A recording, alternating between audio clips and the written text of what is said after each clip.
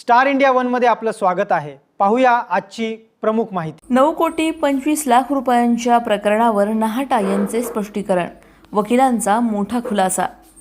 पुण्यातील कथित 9,25,00,000 रुपयांच्या आर्थिक फसवणूक प्रकरणात राज्य बाजार समिती महासंघाचे सभापती बाळासाहेब उर्फ प्रवीणकुमार नाहटा यांचे नाव चर्चेत आले असताना त्यांच्या वतीने महत्त्वाचे स्पष्टीकरण देण्यात आले आहे।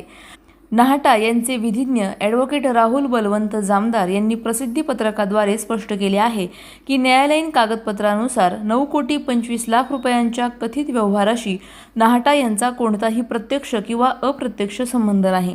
त्यांच्या म्हणण्यानुसार नाहटा यांच्याशी संबंधित प्रकरण हे केवळ 80 लाख रुपयांच्या वैयक्तिक हँड लोन व्यवहारापुरते मर्यादित आहे। तसेच न्यायालयाने जामीन मंजूर करताना कायदेशीर प्रक्रियेनुसार 23 लाख रुपये जमा करण्यात आले असून उर्वरित 57 लाख रुपये अटींसह भरण्यास मुदत दिली आहे। ॲडव्होकेट जामदार यांनी सांगितले की संबंधित व्यवहार हा कोणताही गुंतवणूक योजनेशी संबंधित नसून दोन पक्षांमधील वैयक्तिक आर्थिक व्यवहार आहे। तसेच तपासासाठी पोलीस कोठडीची आवश्यकता नसल्याचे निरीक्षण नोंदवत दरम्यान मूळ FIR आणि जामीन आदेशाच्या आधारे 9,25,00,000 रुपयांच्या कथित आर्थिक प्रकरणाशी नाहटा यांचा संबंध जोडणे चुकीचे असल्याचा दावा त्यांच्या वकिलांनी केला आहे। या प्रकरणाकडे आता राजकीय आणि कायदेशीर वर्तुळाचे लक्ष लागले आहे। आमच्या YouTube चॅनलला नक्की सबस्क्राइब करा।